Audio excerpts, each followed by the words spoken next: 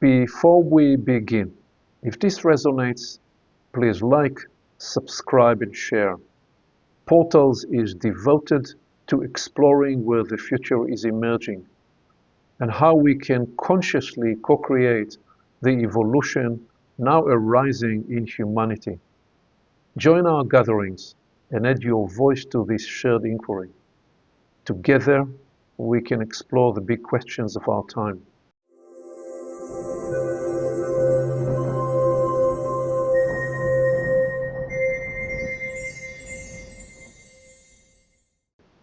Welcome to Portals of Perception and to Current Openings. What the world doesn't quite get yet. A conversation where David Price Francis and I dive in the current of this moment to open and discover how it is instructing us. And David, we've been on a series of explorations into creational logic, and this one is episode 30. My working title today is Giving and Receiving the Invisible Third Element. How about that as an approach for today? We're actually going to do two segments. We're going to do 30 and 31 right after it. Right. Build the momentum here today. Yeah. So let me do this. Let me bring the slide and frame an opening question that I'll invite you to respond to as we begin giving and receiving. And we always, as we explore these polarities, we always seek to bring the invisible third element inside the conversation. So my question today, as we begin this, is what is the logic of studying and attuning to creational logic? All right. And also, given that we've been inside this series of conversations, what has this exploration been revealing or stirring for you? Okay. Well, great to be with you, Aviv, and to get into this, to get further into this dynamic together. So, taking that first question first, what is the logic of studying and attuning to creation logic? That's a great inquiry, and what it brings to mind is becoming literate. That might sound odd, but a person can be very knowledgeable about the affairs of the world. They can have PhDs, they can be professors at universities, they can be running mega corporations, doing all kinds of amazing things. But it doesn't mean that they're necessarily understanding or attuned to creation logic. So, what is creation logic? Why would a person want to attune to it at all? To me, creation logic is the pursuit of the understanding of the workings of the universe. That's really where it stands, where we find the whole trace of art and science through civilization is in the idea that human beings have this urge to research, to forge, to discover what is the purpose of creation and what are the laws by which creation actually works. So when one thinks of what I call essence science, the great scientists, whether it was Newton, Einstein, Archimedes, they're all seeking to understand the logic of creation. That is, there's the logos, which is the creation itself, and then what are the signatures inside it which are infallible and are always there. I think, take an example, Fibonacci's spiral. That spiral was there long before Fibonacci. Think of Newton's law of for every action there is an equal and opposite reaction. Well, that law was there before Newton discovered it or literally took the cover off it. So the human, and in great art, looking at the last art of Leonardo da Vinci or looking at the great art of the world, underneath it, where there is the conveyance of creation logic, there's the attempt to get more of the energies of creation on the canvas or in the architecture or looking at even, say, Stonehenge or the great cathedrals or the pyramids, they're all attempts to tune in to powers and forces of creation that are either of the nature of the moon, the planet, the sun, the stars. There's that attempt to bring the power of creation into our local ethos. So I look at a pyramid as an example, as a structure that's designed not only for planetary purpose, but to actually, in a way, connect, you could say, connect to heaven. Let's take a church, a great cathedral. The symbology that they use speaks about bringing heaven's energies to earth, whatever that truly means. I think of it as partly bringing the energies of our Father, which to me is associated with the power and glory of the Son, bringing some of that power to earth. And world religions have that built into them quite substantially. So attuning to creation, studying creation logic to me gets us in the district. Attuning to it means we start to actually tune in to the higher powers and forces of creation, which that's very beneficial in terms of human development, human evolution, and the human being able to, in a way, process higher than planetary energies. It does come to the nature of energies that we connect to and bring through ourselves. And higher development, it's often represented by illumination, by enlightenment, the idea of light coming in. It's to do with capturing forces and powers by attuning to creation itself, which means studying and tuning into creation logic. It's something which we can see throughout the trace of the esoteric throughout the thousands of years. It then turns up in our three sisters in the mesoteric, and it turns up at exoteric level with the idea of, well, I'm just going to church on Sunday, or I'm going to the synagogue, or I'm going to a place where I can tune into a higher energy. Person does that without necessarily studying the creation logic, which causes them to want to do it or tune in. They have an instinct about it. Mm-hmm. So to me, it's taking that instinct and really working with it. So that Yeah. that I'd put with that first inquiry. Well, let me just say there again, you don't know what's on the slides, but there was a brief, very good brief summary of, of the slides of the next two episodes. So excellent. And implicit in what you are describing is the realization that we humans were actually designed already by creational logic. The human machinery, the human system is designed by creational logic. Our bodies, our energy system follows creational logic. So by deciding to study and decode creational logic, what we're actually saying is, I want to get to know myself. That's the Oracle in Delphi message.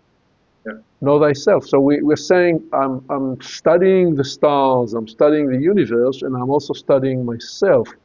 By studying myself, there's all these layers. I'm studying the way the human machinery works, and then I'm studying the way my psychology and how I interact with the world. All those different layers that are involved in a life, the biological, the biophysical, the energetic, the psychological, the behavioral, the spiritual, and all those layers, they are governed by creational logic.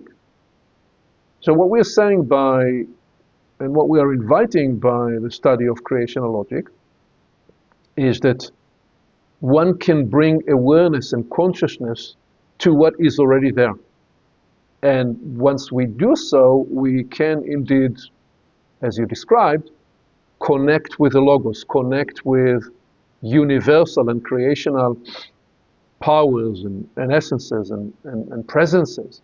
Why and how? Because we get attuned to those realms, and we then make ourselves an attractive ecology, an attractive temple for those fine power realms to show up with us.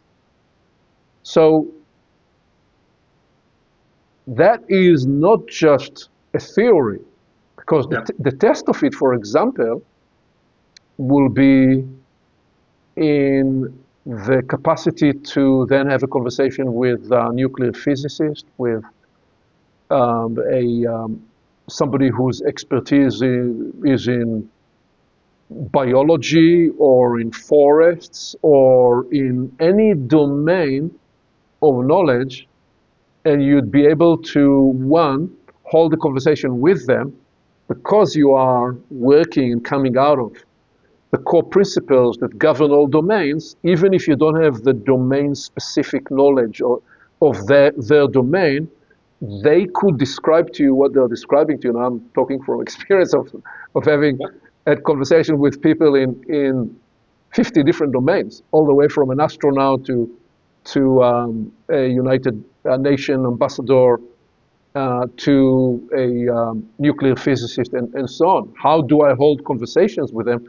I listen to their domain, and I listen to the creational logic that governs their domain. So, yes, one, get attuned to creational logic. Two, bring that mastery of know-how because you have that conscious awareness. And number three, bring to whatever you do in the world that extra something else. I was actually last week with the CEO of a global leading technology company. And there were 5 of us in the room, myself, 2 McKinsey-type sophisticated consultants, and his chief of staff. We'll keep the name of the company off the recording for now.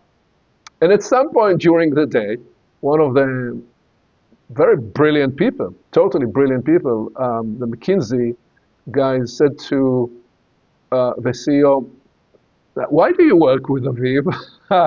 and he smiled, and he said, it was completely unrehearsed. He said, "Well, it's difficult to explain, but maybe the best way I can describe it to you, he is a bit of I'm in the room, I'm right next to him. He is a bit of an organizational and strategy shaman." So what does that mean? That's his word. I never proposed this word. That means he's seeing and recognizing that. And then the McKinsey guy says, you come to similar conclusions, but from a completely different angle of thinking. So I, of course, did not at that point in time said, well, I've just spent the last 40 years studying creational logic that affords me to move in and out of different domains and actually facilitate and lead and guide processes without being enmeshed deeply in the domain expertise, because I'm running a meta process. And I'm even when they use words that for which I don't have the complete technological know-how, I have enough context, and I'm reading the topography of the conversation, and therefore I'm able to choreograph something that leads to unlocking breakthrough results. So what I'm talking about in terms of creational logic has that evidence and substantiation and result, and it's part of what I'd bring to why we are engaging in this inquiry. So with that, what else would you say to them specifically? You and I have been into this for several decades, and the work we entered in episode 22 and 23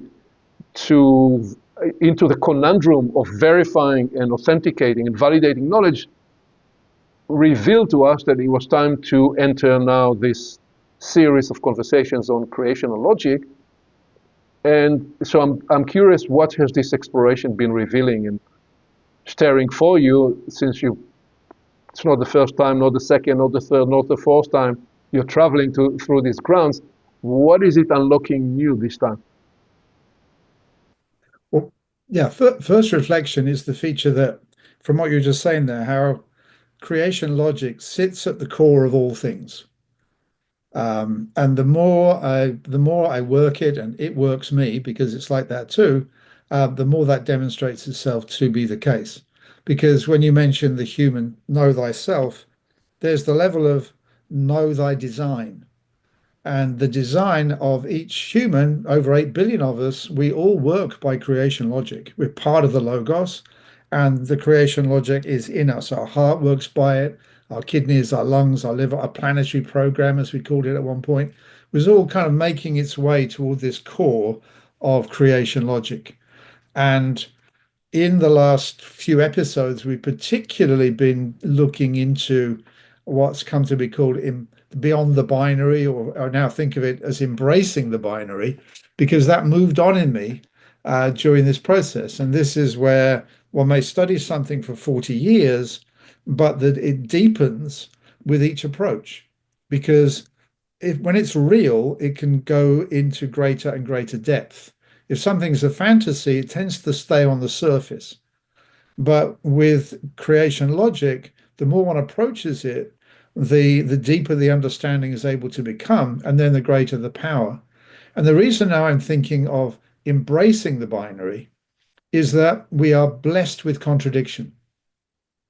And that is that when two forces come up against each other and they appear to be contradictory, like the idea of right and wrong or good and bad, we've looked at a number of them in our approach, that as one makes the embrace of them, rather than trying to just even look at them and say we have to balance this out, but embracing them and realizing that they inevitably travel together, that you actually you can't get one without the other, and you wouldn't want to get one without the other because you need both.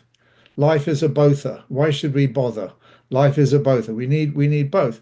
When we can work with both, it squeezes us into a third position.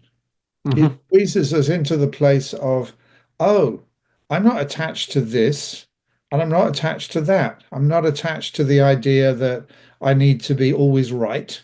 I'm not attached to the idea that I need to be always wrong, but I am prepared to be wrong and I'm prepared to be right in the purpose of a journey toward truth, in a purposeful journey towards something that has within it a higher motivation, and that it's inevitable that if one is going to go on a journey, it's going to have two propellers, not one. It's going to have the attraction propeller and it's going to have the repulsion propeller. It's going to want us to be positive and negative. We really not only need both, but we actually can't separate them out.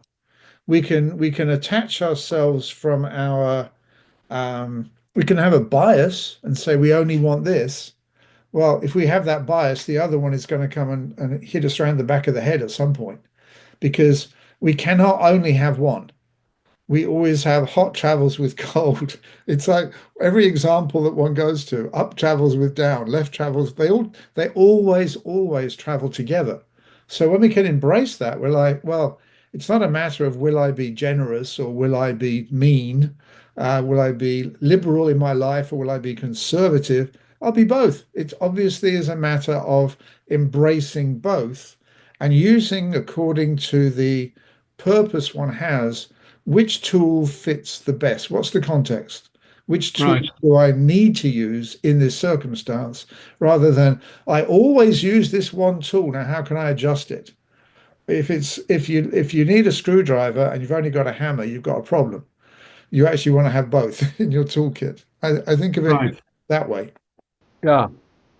Yeah. And you're really describing that by embracing polarity, that's like a key move in order to become a creational tool, in order to become an instrument where, as you said, creation comes to shape you as much as you shape yourself.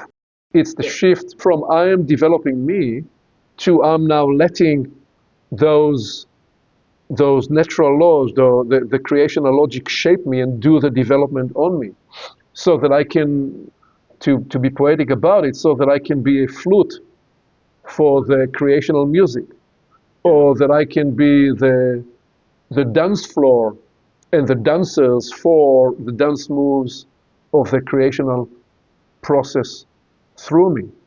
So I want in a minute to give concrete, practical offering for anybody that has been with us on this journey in terms of, okay, so what can you do? Before that, let me offer another personal reflection. And as I contemplated, well, what has this exploration been revealing for me? So one of the premises is that the more we attune to creational logic, the more we will pull the logos, as you said, the creational power itself to us. The more we draw the creational power to us, the further we elevate in our processes. What comes with elevating is the realization that you can't just go up, you have to continually recycle. There's people that try to make the journey to high point usually end up crashing. Because whatever you enter in terms of higher level of engagement and communion, you then need to integrate with the whole of you. And what also comes with that are greater levels of power and intensity and conductivity. And one of the phenomenologies that emerge once you elevate and you bring more power into your life is that it powers everything. So it powers your perception capacities, it powers your sensitivities, it powers your connective abilities, and it also powers potentially what is unfinished, any unfinished business you have, or what you haven't been able to integrate yet. Yes. And so the first journey in this series was the journey into yes and no, and how the yes and no and the power to say yes is the power that supports growth, and where we say no, we withdraw energy, so something we wither, how we have to revisit. The further we go, the further we upgrade, we continually need to come back to do the basics. What is it you will have as part of your life, and what is it you will not have as part of your life? The reason we see people in all fields, in all domains, in leadership, in arts, in sports, come to extraordinary success in many domains and then they crash is because they haven't been able to handle the new power that join them, the power of recognition of others, or the power that simply found them because of their application in their domain. So what I have found was that the further we go in this journey, the more I am watching and observing what in my process, what in my formation is not yet integrated, that it's time for me to integrate. Where do I have more updating of foundations, not updating of the highest communion, updating of foundations? Where do I think I have already taken care of business and it requires me to practice, to slow down and practice care again at home, in my important relationships, at work?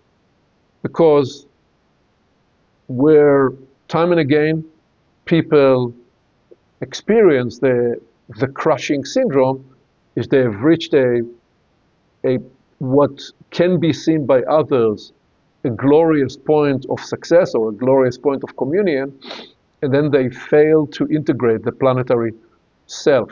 So I'd say that as a reflection that emerged for me, and so therefore here is the offering. As a first practice, I'm going to describe two practices and invite you, if there is any additional awareness you'd offer to that practice. Given that we've now done this series of journeys into yes and no, into grow and wither, into red shift and blue shift, today we're going to move into giving and receiving, and negative and positive, and in the next conversation we'll go deeper into masculine and feminine. Given that we are opening these practices, which you could say are pretty foundational, we've explored more sophisticated and compound ideas earlier on in the current opening series, but realized we needed to come to this exploration. The invitation for anybody picking up this work is the following. Start with taking a few minutes at the end of the day and write down in your journal the half a dozen or more polarities that you experienced today. Yeah, maybe you experienced needing to negotiate in yourself speed, so slow and fast. Perhaps you needed to negotiate this idea of open and close, how open I am, how close I am. And where do I choose to be open and where do I choose to be closed? And managing this, perhaps you realized that there were certain aspects of the day at work where you needed to be to contract, or you needed to expand, you needed to diverge, or you needed to converge. Just note down the half a dozen or more polarities.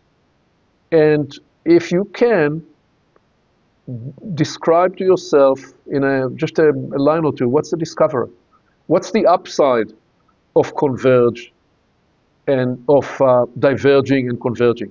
When I lead leadership strategy sessions, I tell people all day long we're going to diverge and converge, diverge and converge. We actually need both.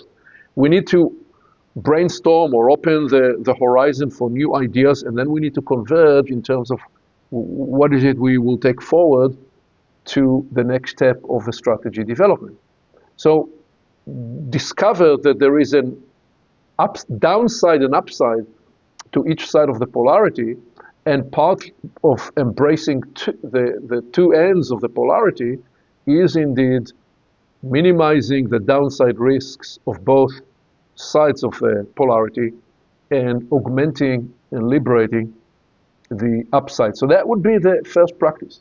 Spend 7 or 10 minutes every day, maybe for 4 days, maybe for 16 days, maybe for 21 days, maybe for 40 days. The premise is, at some point, because you have done this for several days, several weeks, you'll be able to switch on the level 2 of the practice, which is in real time, during the day, in your relationships, at work, in whatever you do. You'd be able to be in the moment, noting, oh, there is a polarity that just entered this situation. Something is being activated. Do I want to be captured by it, or do I want to release it? Or do I want to name it?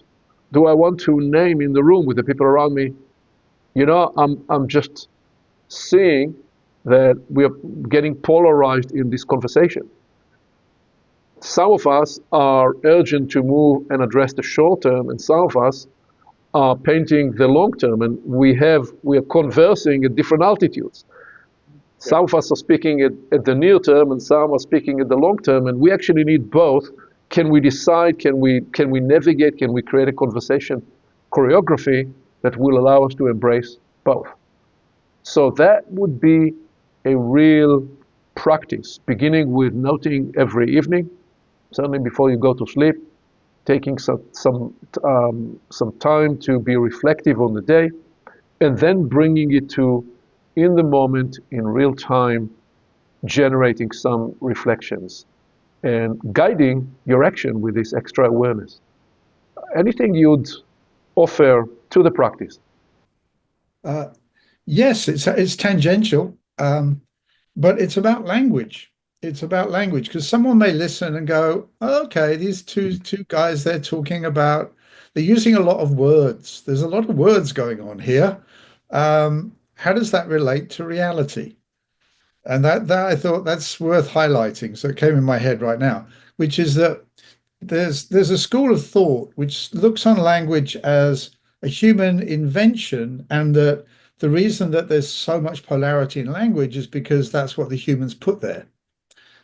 So there's schools of sophisticated thought that go with that.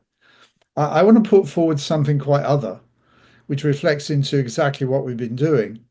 That the language that Aviv you're using now, the language that I'm using, that quest for creation logic, the reason that there's so many binaries in our language is because our planet is working on a binary principle. And so it's not that the human has invented this language with lots of binaries in it. It is that the creation logic that's presented in our daily life, there really is converge and diverge. There is contract to expand. There is going out and coming in. And these words are not an invention. They're a descriptive value of how creation actually functions here at planetary level. And so I wanted to highlight that about language because we're using language a lot. And language, in its proper usage, as I think of it, is descriptive value to reality. So good use of language is describing reality rather than inventing or being, interesting, the word sophisticated comes from the word sophistry, which is kind of spinning an argument and taking it further and further off away from the simplicity of creation reality and creation logic. Very often it's the simple that actually carries the power. So when you talk about converge and diverge in a meeting, in a daily practice, then that's the reality of the situation, and so it adds power. That to me is what would make you a shaman to the CEO. Somehow he recognizes that you're bringing a way of thinking and being to the situation that is, at this time in world history, extremely rare, but actually is most powerfully connected and fundamentally accurate. So it's that relationship between language and reality, that relationship between language and creation logic I want to highlight. So then people, the audience isn't like, well, they're talking about these things. No, every reference we're making is to creation logic, which is actually how the planet functions. It's not something that we're making up. And that to me is a really important kind of pit on to put in the rock. So we don't, a person can't drop below that. Well said. And so let us now deliver on what we promise here and proceed into more of creational logic by bringing into focus the significance of giving and receiving. Truly building on everything we've done on all the way from yes and now as a giving and receiving. And as you intuited, I decided to start with sun and the earth. Sun is the life-giving source of everything that we see on planet Earth. And planet Earth is the embodiment, the expression of the receiving nature. And to just give us a bit of a visual and poetic sense, I'll bring the sun rays and trees. Because it shows us that the energy that's emitted from the sun, then when it arrives here on planet Earth, planet Earth has these extraordinary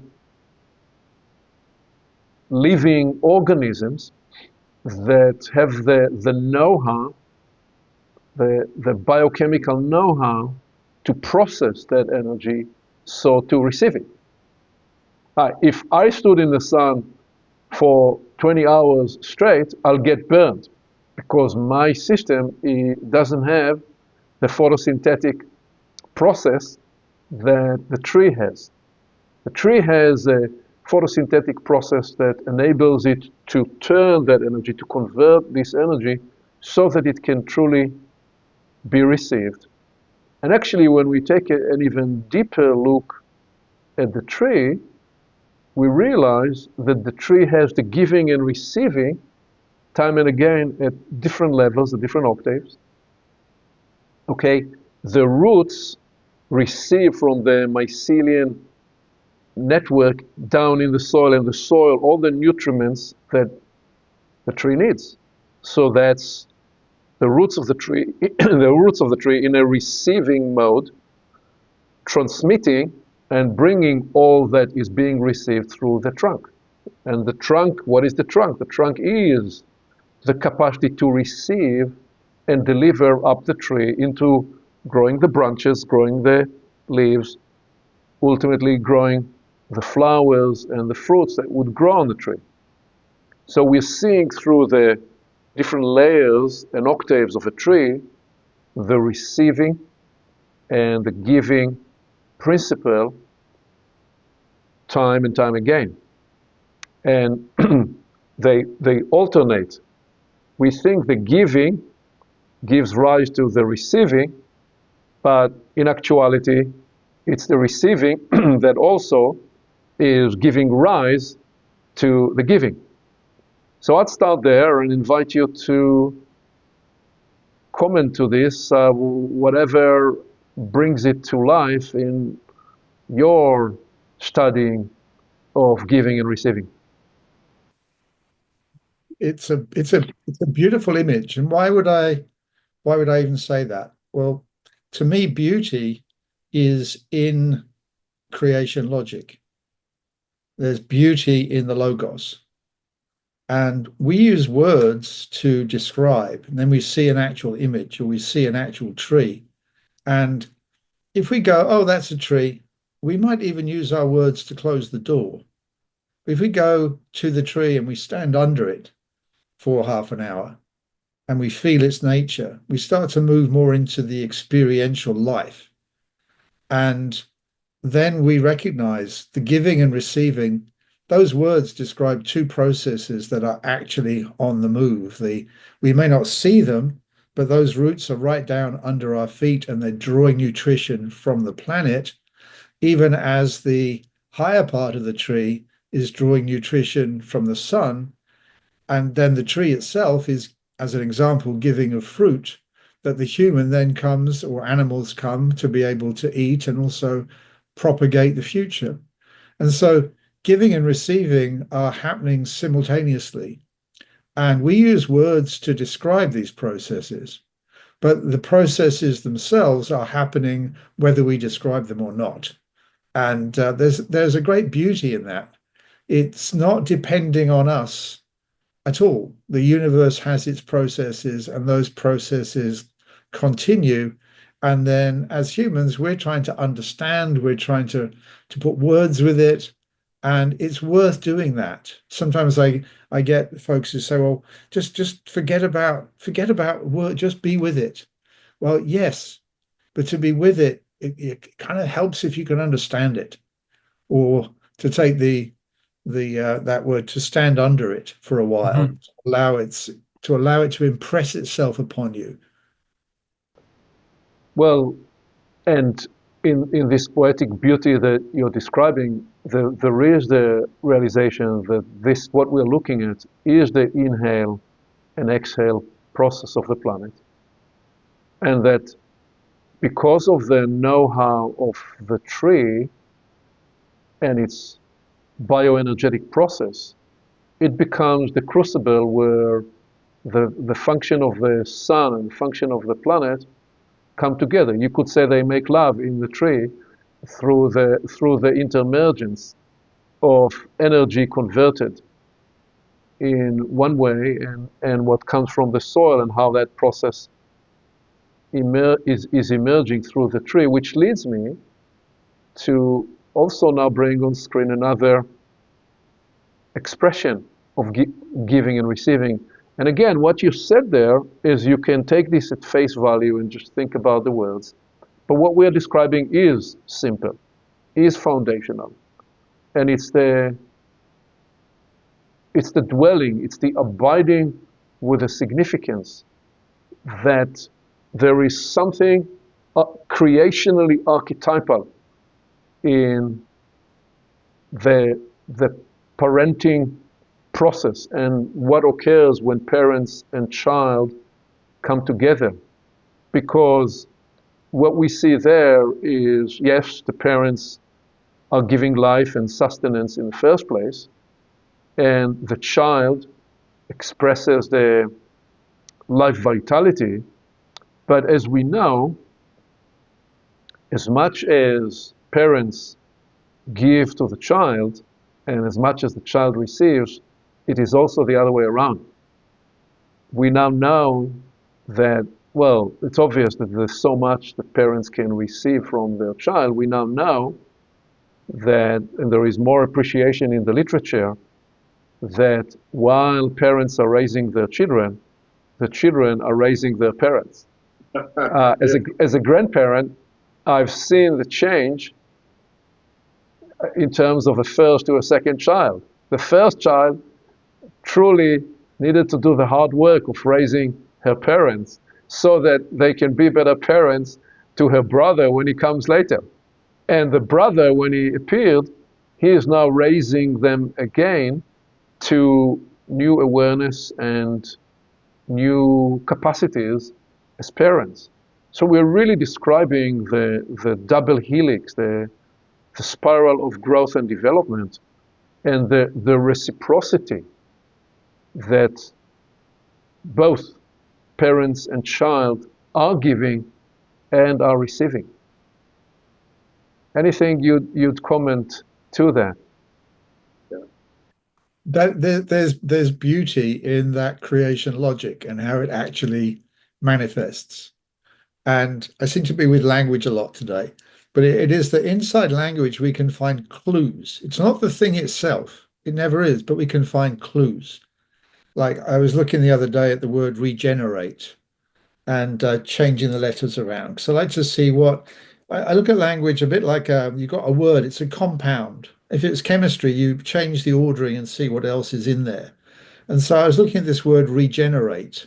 I didn't know it at the time, but in that diagram the image that you showed, it says a green tree. That's what the word regenerate. You look at what the insides tell you, and it tells you a green tree. So a regenerative process, it's giving a clue that a regenerative process contains both giving and receiving. And we talk about a generation, like one generation giving birth to the next generation. Well, that's regenerate. And again, we've got the idea of giving and receiving. So there's clues in the language. The thing is not to get stuck on the language, to go with the clues, and they help you, or they can help open up the reality. But not to get stuck on the language, but to look for those clues. And there's many clues there. And what we see in that marvelous image there is a regenerating, a new generation appearing. And a generation is not only physical, it's a generation of power. Mm-hmm. It's something that generates. We call it a generating. There's looking at the image, the child is generating to the parents, and the parents are generating to the child. And it's clear in the image. And let's now take one more, giving and receiving, and I'm going to ask you to play jazz with it first, which is the idea of a teacher and a student, and the both ways speak and listen that is emergent there, where the teacher would offer teaching and the student would need to absorb the teaching, but once again, there are times for the teacher to listen and to receive from the student. What would you say to the giving and receiving dynamic in this theater of life? Well, if you have a one-way process, you have a dictator. You have someone who dictates, and they're not interested in listening to what comes back. So we have a different word for it. We don't call them a teacher, we call them a dictator, and they're offering dictation.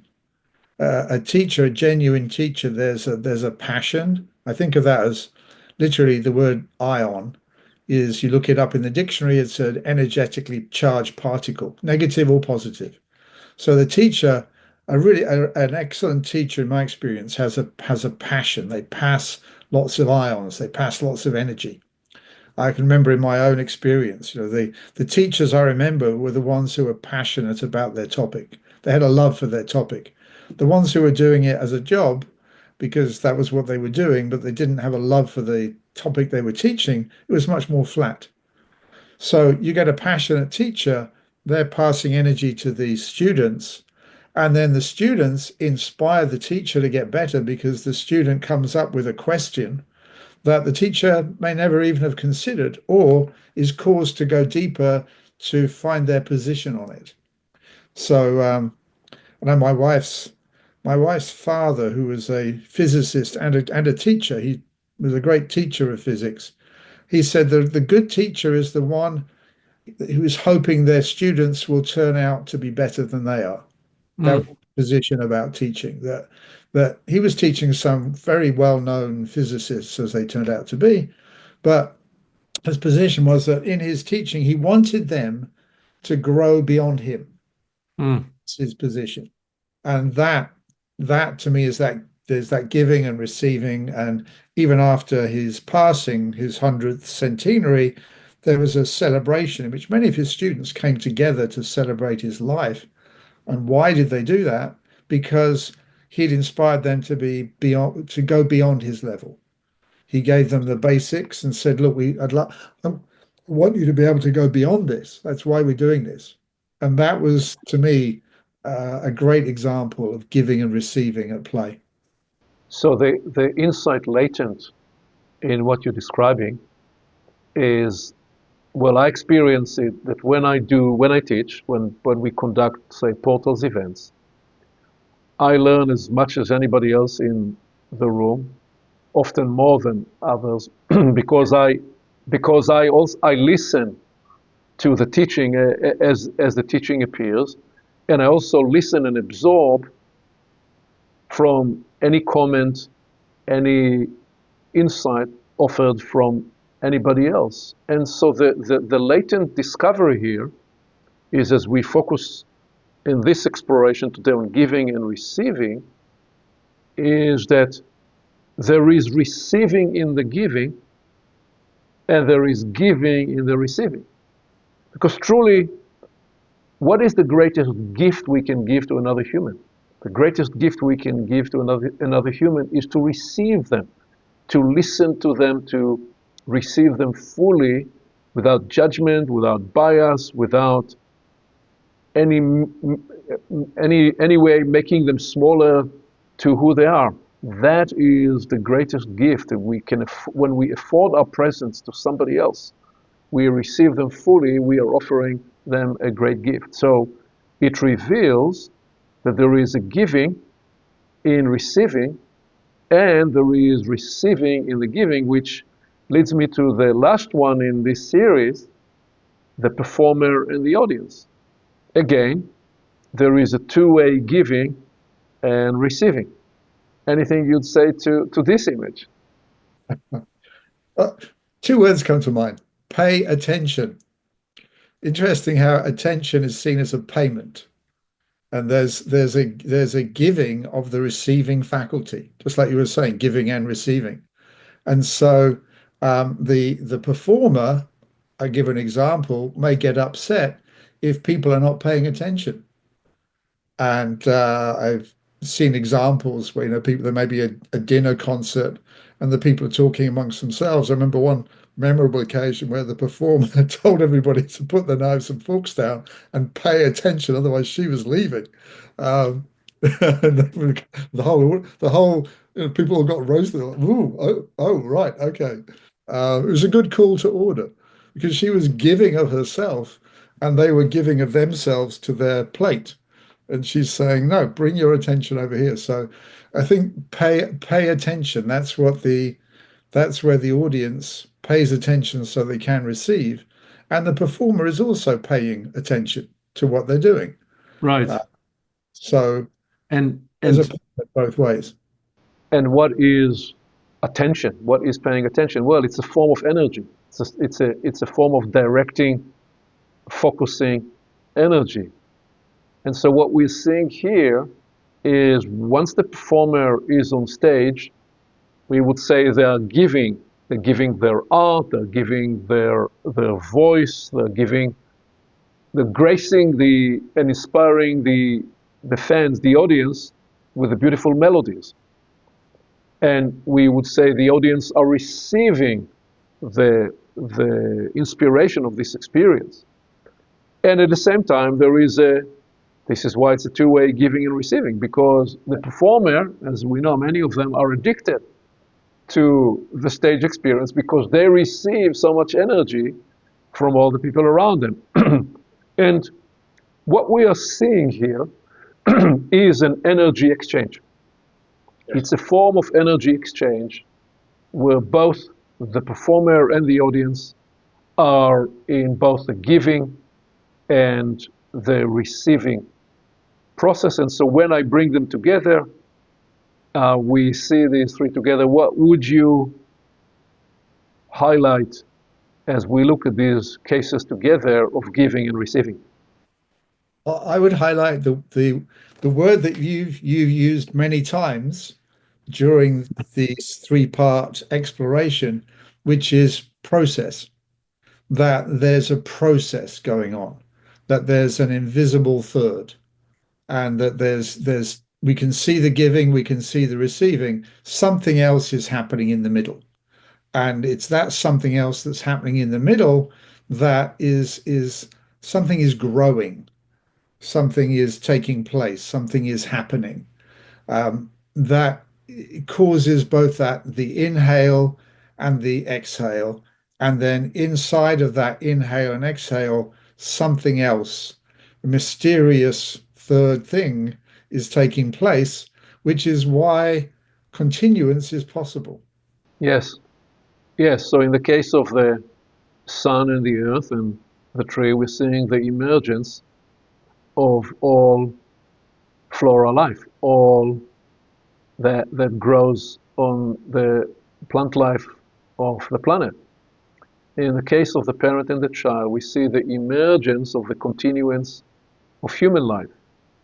And the third, the invisible third element in the teacher-student and in the performer and audience process is that it's a process of learning, it's a process of evolving, it's a process of embracing new impressions, and is part of the continual learning and refinement and development of the human experience.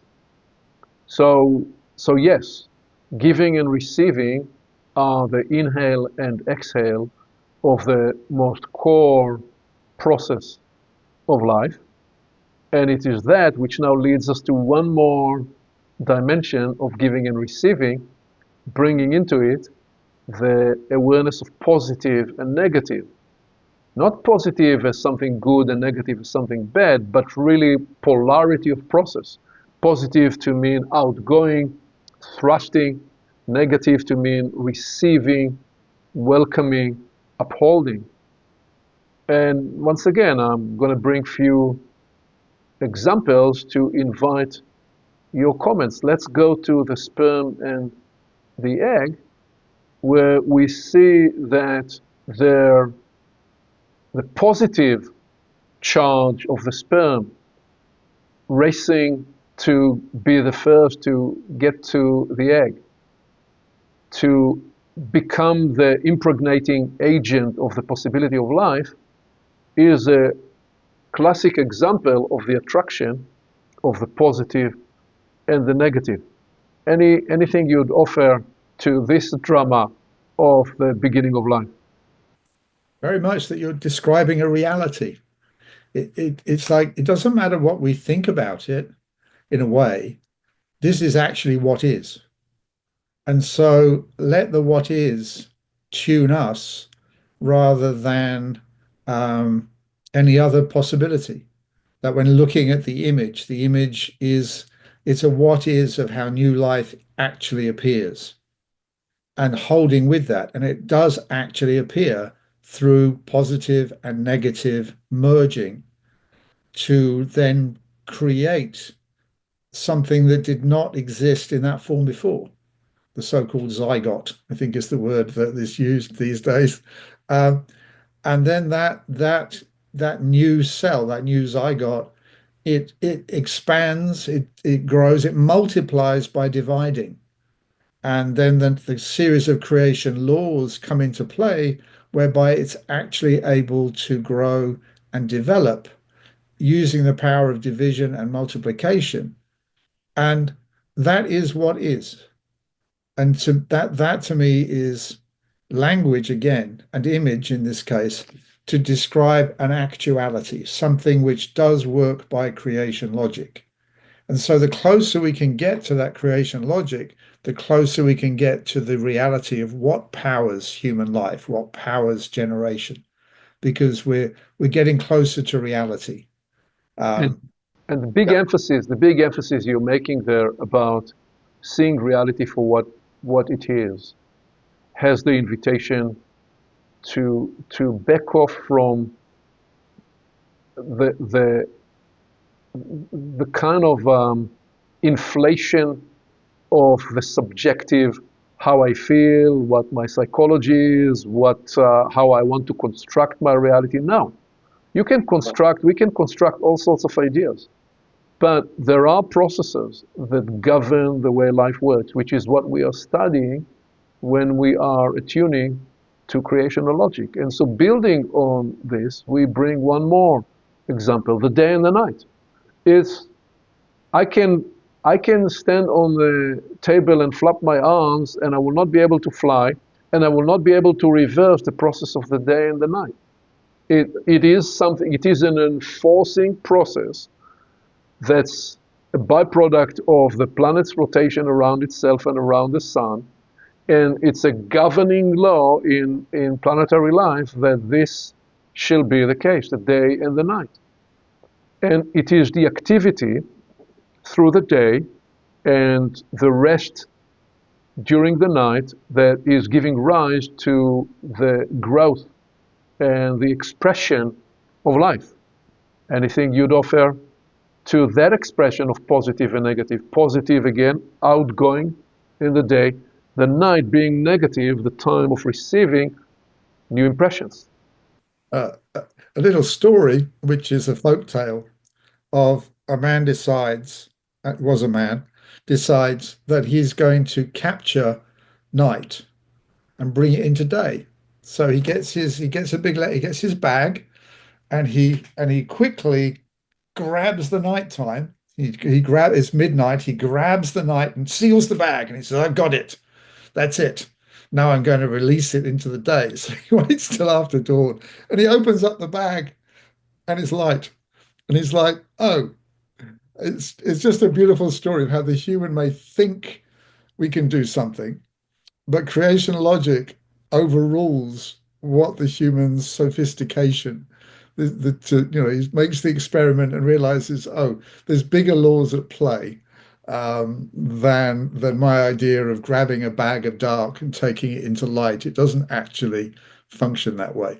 So I enjoy that story because it tells the case well that we're in a place that has its own laws and it has its own ways. You could say it's like when you go to visit a guest and the guest says, well, these are the house rules. You pay attention, unless if you're a proper guest, you pay attention and you listen to what the house rules are, and then you seek to go with the house rules because it's their house. Well, it's a bit like the laws are the house rules of the planet. And if we want to live a life in harmony with the planet and creation, we want to study the house rules. And one of the house rules is for the planet can support day and night at the same time. But as humans, we go through cycles of one, then the other, unless we're running around the planet at incredible speed. So we're constantly working with those cycles.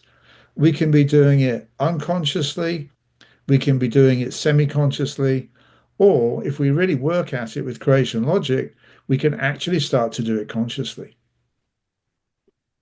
And that's the invitation in positive and negative as an expression of giving and receiving to move into this actual cycle of life. And so to build on this, I thought I'd add one more example without words this time, just describing that the same principle we see in when there is a current coming through a coil, it creates a magnetic field, right? That's the positive in this sense is the current, the negative is the magnetic field that's created around it. And you see the same when you're rowing the boat. Rowing the boat is the positive vector coming through the lake.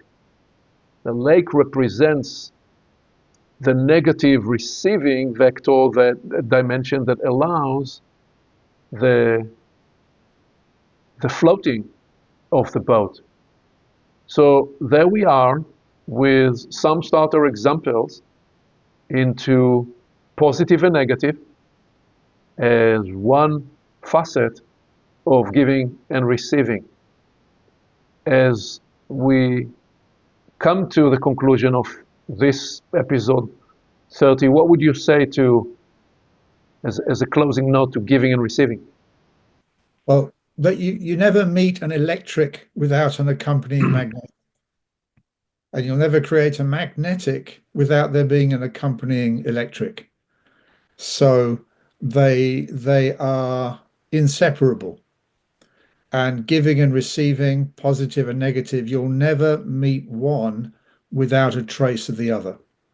It might be that by predominance, there might be a predominant center of gravity at any one time into, let's say, the positive, and the negative is of a lesser appearance. And it may be the negative is of a major appearance and the positive's minor, but they're always traveling together.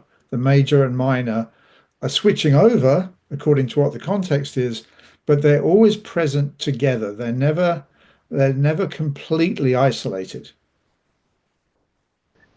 And so the invitation is to engage in this discovery, to explore giving and receiving, to explore the positive and the negative, to see how they play out through all aspects of life, and that they represent the entry and the exit, the beginning and the end of that third something else, the invisible process. And what we are truly seeking in this invitation to creational logic is to come through the coded way of the universe, to be able to release the, oh, I like this, I don't like that, I am such and such, I am good at that, I'm not good, all those things we impose on ourselves and on other people, that becomes like a plastic wall between us and the flow of life and the greater logos that can uplift and bless us. And the invitation is that by dwelling and abiding with these ways of the universe, in how we are designed, in how everything around us is designed, you will develop the way to manage the economy, the way to manage the stock market and your investments, the way to manage better your relationships, the way to lead better, the way to live a life that is more tethered to creational logic and to the logos. Very nice. That says it very well, Aviv. Well, come see us again in current openings 31, where we take this very exploration into the sacred polarity of the masculine and the feminine in how they appear in creation. Thank you, David. Thanks, Aviv. See you in number 31.